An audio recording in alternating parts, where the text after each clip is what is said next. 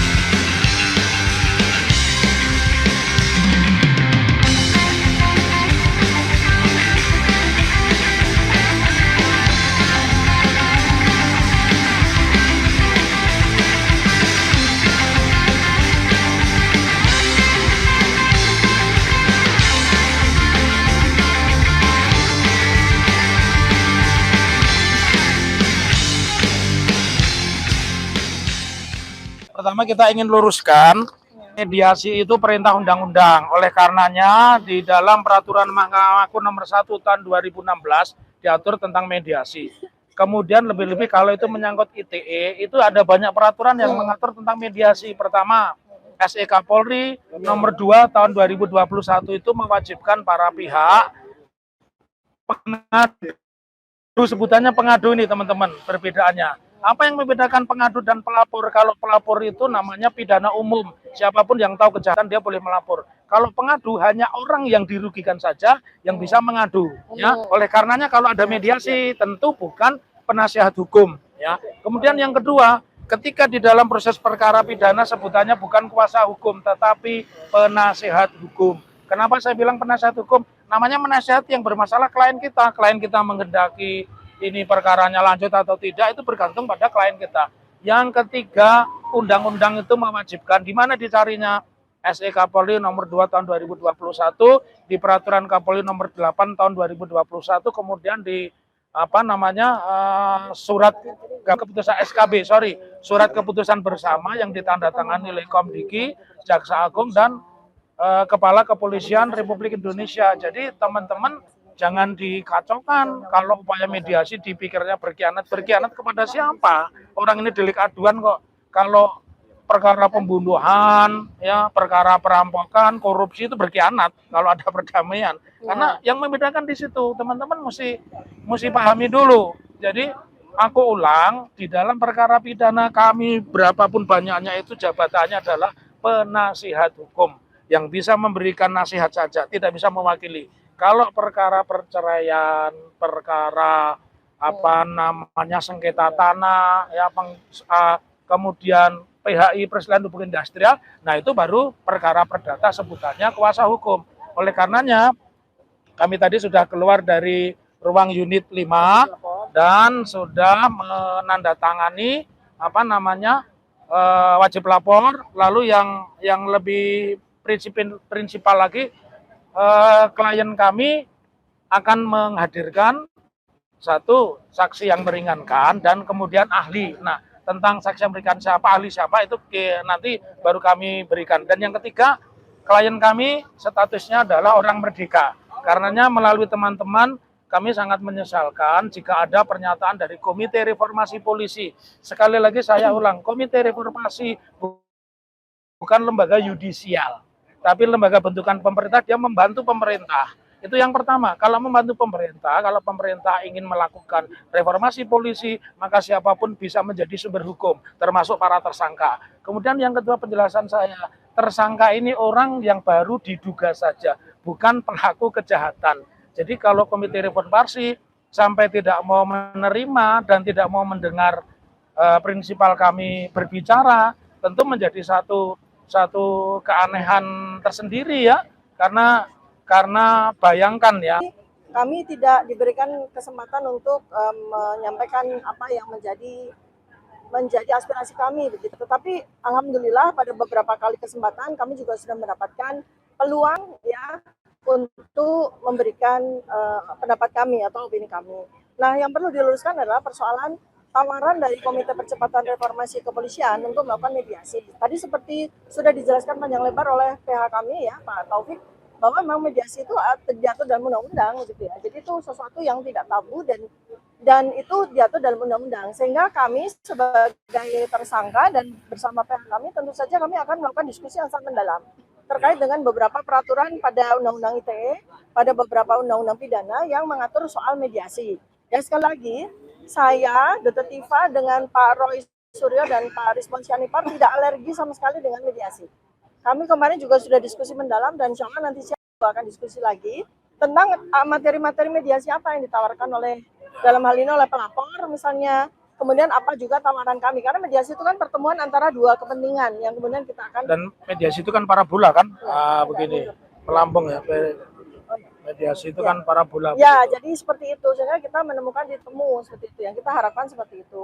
Dan dari sisi saya adalah bahwa kami menyampaikan kepada komite bahwa kami ini ilmuwan ya, dan tentu saja pekerjaan ilmuwan itu tentu harus dilindungi oleh undang-undang. Ya, terlepas kemudian ada pihak menganggap kami mengkritik atau apapun, nah itu sebetulnya perlu diperjelas lagi di dalam sebuah wacana atau sebuah ruangan ilmiah ya, bukan dalam sebuah ruangan hukum seperti itu. Nah, terkait dengan aspek undang-undang tentang mediasi dan sebagainya, silakan Pak Al-Katiri bisa menambahkan. Ya. Terima kasih. Sebelum kita bicara mediasi, kita tahu bahwa klien kami ini kooperatif ya, kooperatif, datang on time dan sebagainya seperti hari ini, dan pokoknya semua sesuai ketentuan yang diminta oleh penyidik, bahwa kami kooperatif. Ya. Prosedur ya. Wajib lapor. Ya, kooperatif. Dan kedua lagi, ya kan kemarin DPR juga mengatakan masalah restorasi justice dan sebagainya. Itu artinya ya mediasi dan sebagainya. Itu adalah ya kami ingin tahu apa tawaran dari yang pelapor dan sebagainya, kemudian apa yang dari kami, ya kan. Kalau itu memang merupakan sesuatu yang sifatnya bisa diterima oleh semua masyarakat dan sebagainya, ya kami tidak keberatan. Makanya kami hari ini juga sore nanti juga akan mengkaji sedalam-dalamnya, ya kan, apa-apa kira-kira tawaran dari kepolisian yang punya etiket baik untuk memediasi dan sebagainya, kami apresiasi. Ya. Pak Angkat ini, kalaupun ada tawaran mediasi harus ada ijazahnya nggak? Ya, itulah itu nanti teknis sekali. Masih mendalami ya, jadi mendalami ya pasti dong. Namanya mediasi itu kan bukan one way, ya kan? Ya. Kalau mereka ingin begini, kami begini, ya kita harus sepakat. Kalau tidak sepakat, ya artinya kan namanya mediasi ini kan bukan harus ke satu titik kesepakatan. Mas Roy, coba tentang mediasi. Ya, ngomong di situ. Kan yang mana kesepakatan itu adalah semua yang bisa diterima oleh bangsa dan rakyat Indonesia. Bukannya mediasi kepentingan kita, tidak. Mediasi dalam arti untuk demi bangsa dan rakyat. Mediasi itu prinsipnya perintah undang-undang. Jadi bukan kemauan kami, dan tentu dengan klausul-klausul tertentu kan. Misalkan apakah dibuktikan dengan adanya ijazah, dibuktikan dengan siapa sebenarnya pengadu yang membuat LP dan sebagainya, itu seperti itu ya. Jadi tidak bisa kita diposisikan diametris ya, seolah-olah itu kompromi dan sebagainya, karena memang rongkom seperti itu ya. Rongkom seperti itu bukan. Silakan Mas. Ya, satu lagi yang perlu saya tambahkan terhadap keterangan Dr. Taufik dan juga tadi Dr. Tifa, bahwa mediasi restoratif justice itu adalah amanat dari KUHP yang baru, yes, ya, dan terhadap KUHP yang kemarin disahkan oleh DPR. Jadi tanggal 2 Januari itu akan berlaku. Meskipun ada aturan peralihan bahwa tidak langsung begitu saja serta-merta diberlakukan. Tapi itu adalah benar kata dokter, itu amanah undang-undang. Sikap kami adalah kami mengapresiasi, kami menghormati semua pihak yang melakukannya demi NKRI. Kami tidak berpikir individu, kami juga tidak berpikir bahwa kami akan saling tikam, kami akan saling memenjarakan, enggak. Meskipun di sana mungkin berpikiran penjarakan, baju orange, tapi kami insya Allah tidak. Ya gitu, jadi kita lakukan yang terbaik, kita lakukan demi NKRI dan kita lakukan demi semua.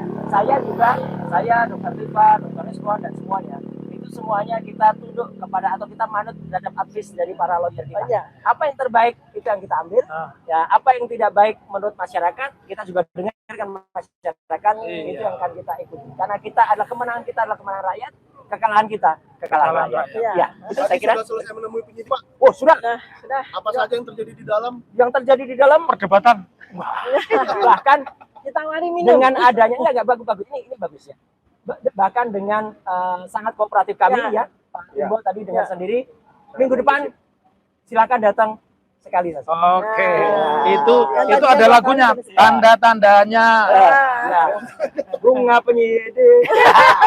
Jadi tidak perlu Senin Kamis Oke, ya, oke. tapi cukup hari Kamis. Artinya kalau datang ke sini hari Senin, Kamisnya nggak usah puasa. Loh, ya kan Senin Kamis puasa Senin Kamis. Loh, ya kan Kamisnya nggak ada, Seninnya nggak ada. Gitu ya. Oke, gitu ya. Oke. Terima kasih. Siapa lagi yang mau Jadi, nambah? cukup ya. Ada Saya pikir. Ini bukan pemeriksaan lagi tadi ya, Pak ya? Enggak ada pemeriksaan. Nggak ada pemeriksaan tuh Kata tamu pemeriksaan. Ya? dokter yang meriksa. Dan Oh, ini ada pemeriksaan. sebagai informasi baru tidak ada pencekalan Iya. bagi ketiganya, nggak ada. Jadi Ya, saya mau nggak ada luruskan ya, pencekalan. tentang ada rumor dari para tamu Iya. bahwa ketiga kami RRT itu dicekal, bukan? Iya. Saya Cekal tadi luar negeri. tidak, karena kami tadi sudah sampaikan saya ada Ini udah dicekal Pak. Ini Saya ada dicekal. beberapa jadwal untuk simposium untuk bicara di luar negeri ya, dan itu oke saja. Kenapa tidak ada pencekalan? Ada pembandingnya. Seorang napi 6 tahun yang lalu Nah. jadi 1,5 jam bisa kemana-mana, masa ada pencekalan. Kan Hah? dicekel. Jadi dokter Tika jadi akan ke tempatnya ya, Gibran gitu. Begini, itu apa aja? itu nanti kita Iya. Harus berunding dengan penasihat kita berunding dengan hukumnya. penasihat hukum. Tapi Ya. kalau saya sendiri memang ada jadwal saya bicara di beberapa simposium di luar negeri ya. Ya. Dan itu tadi sudah saya sampaikan oke aja. Artinya apa? Bukan di World Economic Bloomberg Forum ya? Oh, bukan. bukan. Forum ilmiah kedokteran. Bukan di itu bukan di OCCPR juga. Bukan Ya. bukan di Den Haag juga bukan. Tapi memang ada beberapa jadwal yang udah jauh-jauh hari.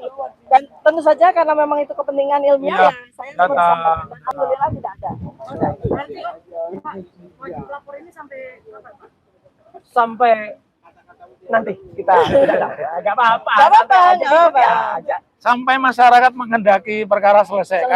Karena komite reformasi itu bukan komite yudisial. Itu wewenangnya di tangannya Bapak Prabowo. Jadi nampaknya ini bersinergi. Iya. Jadi tidak ada pertentangan antara keinginan Pak Prabowo lewat komite reformasi polisi dan tindakan dari penyidik. Ya. Ya. Betul. Ya. Oke. Dan yang jelas apa? Semua masyarakat juga insya Allah Ya. juga mengetahui dan kita juga lihat Terbuka. bahwa ya terbuka dan kalau Anda ingin memberikan saran silahkan. Silakan. Ya. Jangan melakukan kegiatan pura-pura tidak tahu apa-apa. Nah, Tapi kalau saya boleh meminta, pura-pura tidak tahu apa-apa. Alias kupu-kupu. kalau saya boleh meminta besok mereka kalau diundang di televisi cari lawan bicara yang sebanding. Jadi pokoknya ditahan. Kenapa nggak ditahan? Itu bukan debat. Terus ada termo yang sok ilmiah. Iya. Visi Cina. Iya. Tanya kepanjangannya visi Cina apa? Kalau saya bisa langsung saya tanya itu aja. Oke. Kalau Anda tanya pribadi, keinginan saya mereka bertiga datang ke saya tak ajak makan sate Pak Kasdi. Ya, di Solo. Oke, terima kasih semuanya. Terima kasih banyak semuanya. Thank you. Assalamualaikum warahmatullahi wabarakatuh. Waalaikumsalam. Ya, siapa ini? Ini punya siapa? Kita jam 2 ya? Ini punya siapa?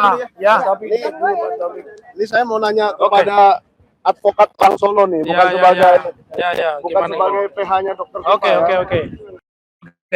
Nah, tadi malam kan ternyata terbukti Yes. bahwa ada sebuah Oke. ini siapa nih? Apa Pak? Sampai nanti malam. Oh, sampai nanti lah. Oh, ya sudah kalau kayak. Ya. Kapan sih? Besok. Nah, ini makanya mau. Oke, bisa. Nah, ini lagi Jam 2 diskusi, ya? Ya. diskusi antara PH dan klien. Ya. Ini bentar. Nah, yang saya mau tanya ini Pak Taufik. Apa tuh? Kan Bang Rustam beberapa minggu lalu mengatakan, Ya. katanya anaknya Duto mengatakan itu foto bapak saya. Ya. Tetapi ternyata anaknya Dumatno itu katanya anggota DPRD Solo. Gimana tuh Pak? Dia kan Ini. pejabat publik kalau begitu. Harus boleh bertanggung jawab dong. Kita minta tanggung jawab. Jadi begini, salah satu unsur penting dari lahirnya Mahkamah Konstitusi itu membuat persamaan kedudukan di depan hukum, apakah warga masyarakat atau bukan warga masyarakat. Bahkan yang terbaru putusan Mahkamah Konstitusi kan mengatakan menangkap jaksa itu tidak perlu izin jaksa agung, lebih-lebih terhadap anggota DPR itu sudah turun putusan Mahkamah Konstitusi tahun 2008 bahwa memeriksa anggota DPR itu tidak perlu memerlukan izin dari siapapun, itu yang pertama. Yang kedua, kalau kita sebagai tokoh publik maka kewajiban kita adalah menjadikan contoh untuk menghormati hukum. Jadi tidak ada salahnya, dan tentu apalagi kalau dia tahu, dia justru harus berkewajiban menjelaskan kepada masyarakat tentang asal muasal dari perkara itu. Berarti si anggota DPRD Solo ini punya kewajiban pada rakyat ya? Sangat punya kewajiban. Dari mana dia digaji dari APBD dan APBN kok dia tidak tunduk pada rakyat? Ya. Jadi tidak ada alasan pengecualian. Yang dikecualikan kalau saya sebagai ahli hukum dari undang-undang itu cuma satu. Orang yang tidak bisa diminta pertanggungjawaban. Siapa itu? Pasal 44 KUHP, orang yang miring, ya, yang masuk kategori SGM, sinting, gila, miring. Nah, itu yang tidak bisa diminta pertanggungjawaban. Oh iya. Jadi tapi kalau dia SGM harus dimakzulkan dari anggota DPRD dong. Iya. Kan harus sehat. Betul, sehat, betul, gitu ya Pak ya. betul. Berarti diminta ya. Rakyat Solo boleh meminta nih ya. Boleh meminta. Kan mereka yang memilih. Iya, karena mereka dipilih langsung, ya. Oke. Ada lagi Pak Andika nih. Pak Andika nampil sebentar dong. Ya di sini di Biar yang ganteng channel kelihatan. Santana. Jadi otak di balik citizen lawsuit. Andika ini akan menjelaskan latar belakangnya kita mengajukan gugatan citizen lawsuit dan sudah sampai pada apa dan kenapa tiba-tiba dan apa gunanya sih? Ya, silakan. Silakan Bang. Nah, jadi citizen lawsuit ini kan sebenarnya kita tidak menuntut macam-macam, hanya satu saja. Kita tidak menuntut kerugian, kita tidak menuntut apapun selain satu, yaitu Jokowi menunjukkan ijazahnya, UGM menunjukkan berkas-berkas pendidikan yang lain, kemudian polisi juga menunjukkan berkas-berkas yang telah disita. Nah, tujuannya adalah yang membuktikan, karena apa? Pak Jokowi sendiri kan dalam berbagai kesempatan kan sudah pernah bilang bahwa beliau itu akan menunjukkan ketika diminta oleh persidangan. Ya. Gitu. Tapi dalam mediasi kemarin sepertinya kok susah banget gitu.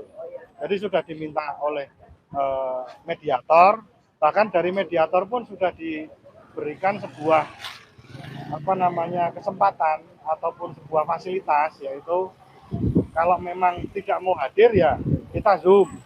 Kalau memang tidak mau Zoom ya ijazahnya dibawa oleh kuasa hukumnya. Itu ditolak semua. Nah, malah justru kan sekarang kan terus bagaimana?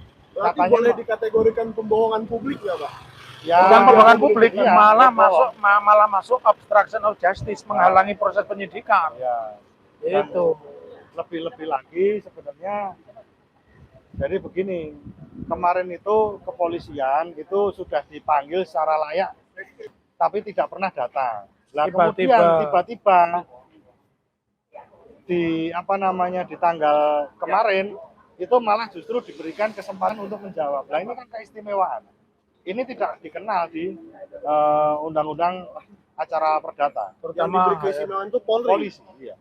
Nah itu yang lucu, dan kita sudah siapkan langkah juga. Jadi nanti kita akan mungkin perlu diberitahu ke Komisi Reformasi Polri itu, Pak. Oh iya jelas. Nanti kita pertama saya akan lapor ke Bawas Mahkamah Agung. Terus yang kedua kita lapor ke KY. Nah, yang ketiga nanti kita akan lapor ke tim reformasi Polri. Karena di situ kan ada Pak Mahfud MD, ada Pak Jimli. Mereka kan sudah pernah dan menguasai betul apa yang namanya Mahkamah Konstitusi, Mahkamah Agung dan lain sebagainya. Serta perilaku hakim di Indonesia. Itu yang paling penting sebenarnya. Karena memang yang tidak pernah datang itu seharusnya tidak layak untuk diberi kesempatan menjawab ya. Jadi tergugat 1, tergugat 2, tergugat 3 itu sudah memberikan jawaban pada tanggal 11. Nah ketika tergugat 4 yaitu polisi ini tidak memberikan jawaban, ya seharusnya ya tidak bisa memberikan jawabannya, kan begitu. Tapi ini diberikan kesempatan. Nah ini yang lucu. Tapi mungkin nggak hakim sebenarnya mengambil sikap untuk tidak mengindahkan jawaban itu karena tidak sesuai dengan ketentuan. Seharusnya begitu. Seharusnya hakim itu karena sudah para pihak ini kan tergugat dan penggugat, itu kan sudah sepakat ada yang namanya sebelum kita masuk ke agenda sidang itu sudah ada jadwal penetapan sidang. Ya. Nah ini kan antara penggugat dan tergugat Sudah itu sepakat. kan sudah sepakat gitu loh. Nah ini tergugat 4 kepolisian ini kan nggak pernah datang, Tidak dan menggunakan pernah sepakat. haknya.